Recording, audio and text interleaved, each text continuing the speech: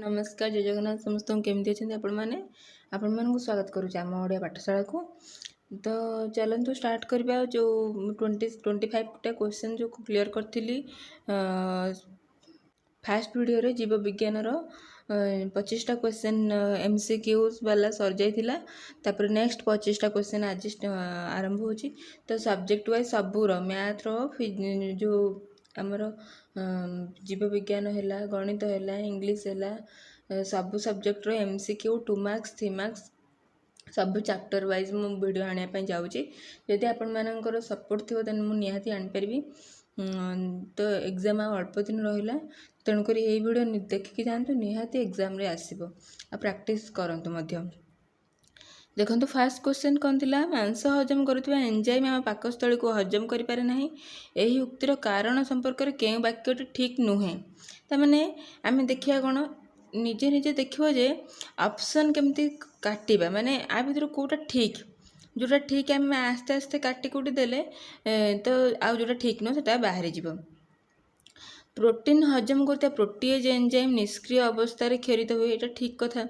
पाकस्थली मुख्यश ग्रंथि एंजाइम प्रभाव पाकस्थली को रक्षा करे। पाकस्थलीर कोष मानकर निबिड़ बंधन जोगु पेप्सिन कांथ भीतर पशि पारे ना। पाकस्थलीर कोष प्रति दिने बा 2 दिन रे नूतन कोष द्वारा प्रतिरोपित होते। तेणुकरी तो से क्वेश्चन कौन कहला कि मांस हजम करुवा एंजाइम आम पाकस्थली को हजम करें नहीं, हजम करें ना। आर ठीक उत्तर कोटा नुह। पाकस्थली रे कोष प्रति दिने बा 2 दिन नूतन कोष द्वारा प्रतिरोपित हुए, ठीक कथा ना, भूल। तापर माछ मांस अंडा डाली सोयाबीन रु आमे कौन पाई थाउ, पुष्टिसार श्वेतसार स्नेहसार धातुसार। माछ मांस अंडा एटा कौ जातीय खाद्य, पुष्टिसार जातीय खाद्य, एटा तो केबे श्वेतसार जातीय खाद्य नुह, धातुसार तो नुह। धातुसार आमे कौन कौन देखिथिले, जति सब धातुसार आमे सब कौन कौन देखिथिले, तो धातुसार जातीय खाद्य आम कौन देखते, जी लौह कैल्शियम सब से जातीय खाद्य धातुसार थाए। स्नेहसार आम जानते कौन, जी सब तेल जातीय खाद्य श्वेतसार टी मीठा लगुव, ताले माछ मांस अंडा डाली सोयाबीन आम कौन पाई पुष्टिसार पाई था। ऑप्शन ए हूँ ठीक आंसर। तापर जटिल श्वेतसार केउं एंजाइम संस्पर्श में माल्टोज रे परिणत हुए। ताले आम देखिए कौन कहले जटिल श्वेतसार केउं एंजाइम संस्पर्श में माल्टोज रे परिणत हुए, प्रोटीएज, लाइपेज, टायलिन, पित्त। ताने को एंजाइम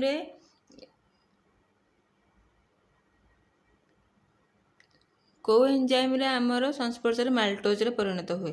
तो तब देखिए कौन देख, ताले 28 नंबर कौन हम ना, सी ऑप्शन हम टायलिन। 28 टाइम हम कौन टायलिन। खाद्यर अम्लत्व दूर करुवा रस लवण होउची किए, खाद्यर अम्लत्व बा दूर करुवा रस। तेना अम्लत्व किए द्वारा दूर करे, पित्तरस लवण, अग्नाशय रस, पाचक रस, आंतरिक रस। ताने किए हैला पाचक रस। 29 number C is the right answer.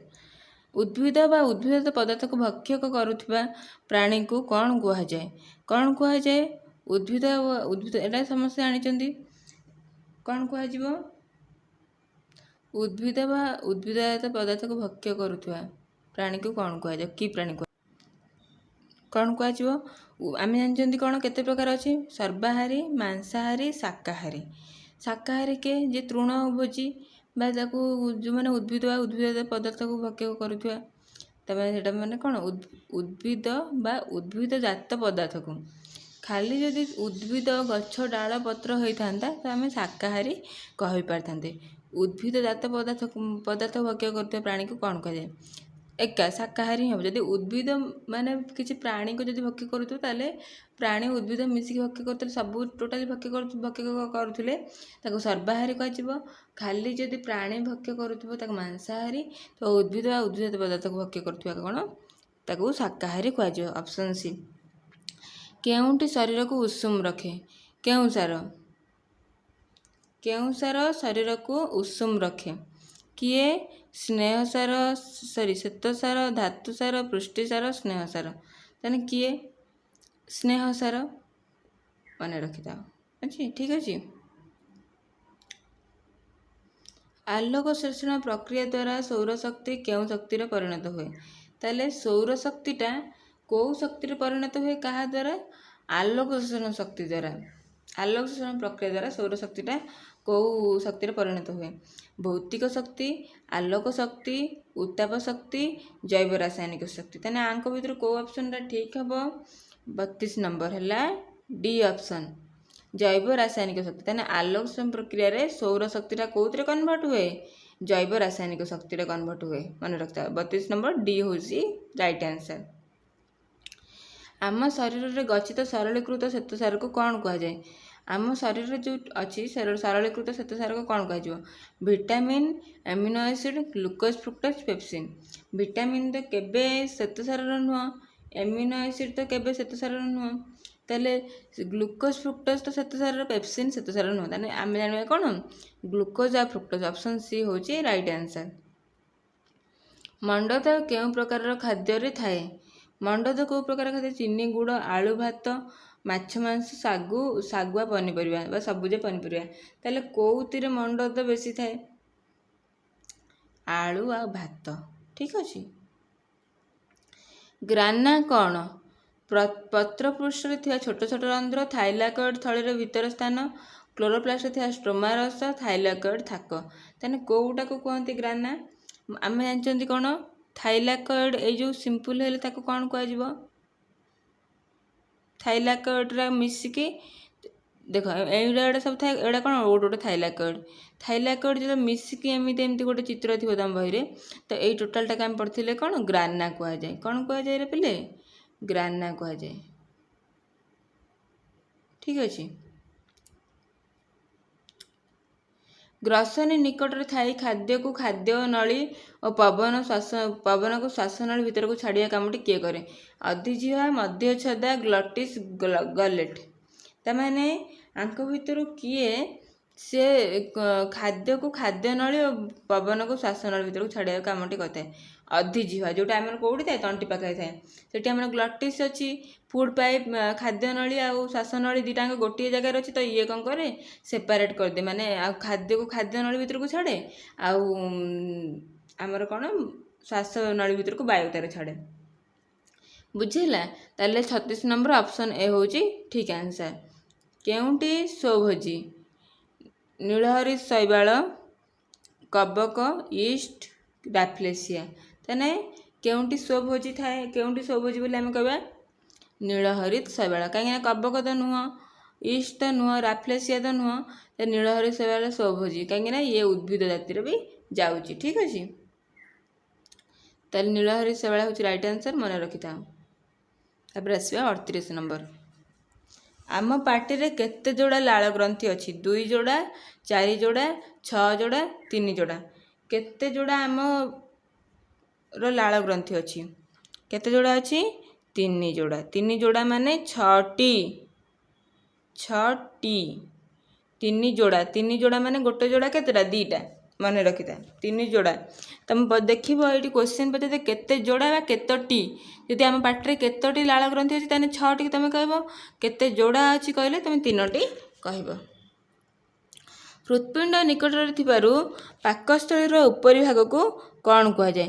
ତେଣୁ ହୃତ୍ପିଣ୍ଡ ନିକଟରେ ଥିବାରୁ ପାକସ୍ଥଳୀର ଉପରି ଭାଗ କ'ଣ କୁହାଯାଏ? ଦେଖିବା, ପାଇଲୋରିକ୍ ଷ୍ଟୋମାକ୍, କାର୍ଡ଼ିଆକ୍ ଷ୍ଟୋମାକ୍, ଜେଜୁନମ୍, ସିକିମ୍। ତାମାନେ ଆଙ୍କ ଭିତରୁ କିଏ ହେବ? ହୃତ୍ପିଣ୍ଡ ନିକଟରେ କିଏ ଥାଏ? କି ପାକସ୍ଥଳୀ ଅଛି ବୋଲି ତାକୁ କ'ଣ କୁହାଯିବ? Cardiac stomach. ହେଲା, କାର୍ଡ଼ିଆକ୍ ଷ୍ଟୋମାକ୍ କୁହାଯିବ। 39 ନମ୍ବର ବି ହେଉଛି ରାଇଟ୍ ଆନ୍ସର। କେଉଁଠି ଆତ୍ମୀକରଣ ଯୋଗ୍ୟ ସରଳୀକୃତ ଖାଦ୍ୟ? କେଉଁଠି ଆତ୍ମୀକରଣ ଯୋଗ୍ୟ ସରଳୀକୃତ ଖାଦ୍ୟ? ମଣ୍ଡଦ, ପ୍ରାଣୀଜ ଚର୍ବି, ଏମିନୋ ଏସିଡ୍, ପେପ୍ଟୋନ୍। ତାମାନେ ଆଙ୍କ ଭିତରୁ ଆତ୍ମୀକରଣ ଯୋଗ୍ୟ ସରଳୀକୃତ ଖାଦ୍ୟ କିଏ ହେବ?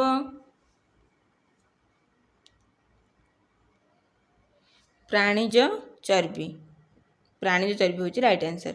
ଗ୍ଲୁକୋଜ୍ ଅଣୁରେ କେତୋଟି କାର୍ବନ ଅଣୁ ଅଛି? ଗ୍ଲୁକୋଜ୍ ଅଣୁରେ କେତୋଟି କାର୍ବନ ଅଣୁ ଅଛି? 5ଟି, 4ଟି, 6ଟି, 3ଟି। ଆମେ ଗ୍ଲୁକୋଜ୍ର ସଂକେତ କ'ଣ ଜାଣିଛନ୍ତି ପିଲେ?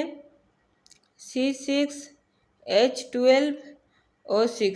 ମୁଁ ଯଦି ଏଠି ତୁମେ ପଚାରିବି ହାଇଡ୍ରୋଜେନ୍ର କେତୋଟି ଅଛି? ତୁମେ କହିବ 12ଟି। ଅକ୍ସିଜେନ୍ କେତୋଟି ଅଛି? 6ଟି। कहीं ये 12 लिखाई ये 6 लिखाई कार्बन रेट के लिखाई कि 6 लिखाई ताने कौन आंसर हम आमर ग्लूकोज अणु रे 6टी कार्बन अणु अच्छी ताने 41 नंबर बी हूँ राइट आंसर। केउंथिरु खेरित रस रे कौनसी एंजाइम न थाए तमाने एमिति गोटे आम बॉडी रे एमिति गोटे रस बा एमिति गोटे ग्रंथि रु गोटे लाल बा रस सिक्रेशन हो जो खेरण होची से खेरित जो रस होची सेतरे एंजाइम नाही ताले को रसटा हम यकृत लाल ग्रंथि अग्न्याशय और जठर ग्रंथि ताने कोटा हबा भितरु यकृत होची ठीक उत्तर तामाने 42 नंबर ए होची ठीक उत्तर।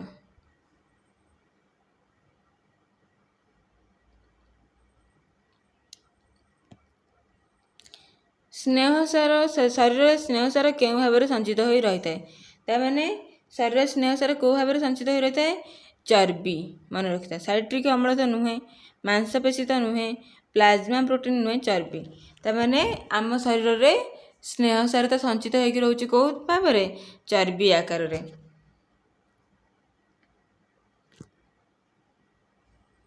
कोष झिल्ली तैयारी करिवारे कहार मुख्य भूमिका रही है माल्टोज लाइपेज लिपिड्स ग्लूकोज तमाने आंक भितर किए कहार मुख्य भूमिका अच्छी कोष झिल्ली तैयारी करिवारे कोष झिल्ली है लिपिड लिपिड फस्फोलिपिड लेयर फस्फेट आउ लिपिड मिसिकी होती तो फस्फेट तो नहीं ताने लिपिड अच्छी ताने आम जाना कौन लिपिड 44 नंबर सी हूँ ठीक उत्तर आ 5टी रहा सरीज क्यों वैज्ञानिक आलोक शोषण को 200 प्रक्रिया द्वारा समाहित करुले रॉबर्ट हिल ब्लैथमैन केल्विन फनलिन तमाने एटी कौन हम ब्लैथमैन तो ब्लैकमैन बोधे कह 45 नंबर डी हूँ राइट आंसर।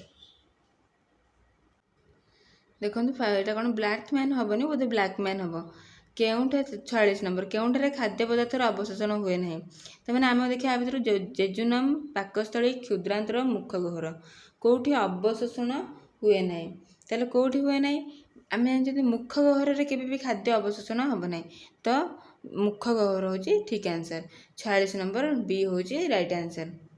स्नेहसार खाद्य को फैटी एसिड और ग्लिसरल में परिणत करुवा एंजाइम ताने स्नेहसार खाद्य को फैटी एसिड और ग्लिसरल किए परिणत करे एमाइलेज लाइपेज प्रोटीएज पेप्सिन ताने किए हम लाइपेज जेहेतु स्नेहसार जो लिपिड जातीय खाद्य तो लाइपेज एंजाइम ताको कौन करे फैट स्नेहसार खाद्य को फैटी एसिड और ग्लिसरल में परिणत करे। प्रति माड़ी रे मनुष्यर केतोटी पेषण दांत थाए 2टी 6टी 4टी 8टी प्रति माड़ी रे ताने केतोटी लेखाए थाए 4टी लेखाए ताने ऑप्शन बी हूँ राइट आंसर कार 48 अंधकार प्रक्रिया रे केउ एंजाइम प्रथम CO2 को जैव पदार्थ विबंधित करिवारे साहाय्य करे coenzyme NADPH Rubisco RUBP ATP तो गोटे एंजाइम एनर्जी तो रुबिस्को हूँ एंजाइम जे कि प्रथम कौन करता कार्बन डाइऑक्साइड को जैव पदार्थ विबंधन करने साहाय्य करे। जीव शरीर शक्तिमोचन केउं प्रक्रिया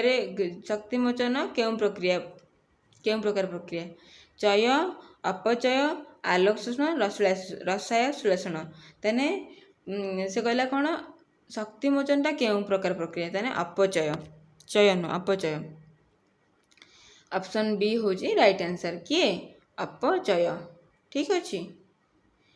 तो 50टा क्वेश्चन कंप्लीट हो गला फास्ट वीडियो 25टा करी सेकेंड वीडियो पुणी 25टा कली तो यापर नेक्स्ट आसो 2 मार्क्स आसो तो आउ काली मॉर्निंग रे आसो गोटे आमर मैथ रो MCQ आसीज फास्ट चैप्टर तो आपण मैंने जदि वीडियो रे नुआ अच्छे तो चैनल को सब्सक्राइब करूँ वीडियो को देखूँ लाइक करूँ सांग मान शेयर करूँ जहाँद्वारा कि समस्त बेनिफिट्स पाइज हो तो तेणुक रोचे धन्यवाद एमती वीडियो देखूँ आउ एमती पाठ ही पढ़ी चलतु थैंक्स फॉर वाचिंग।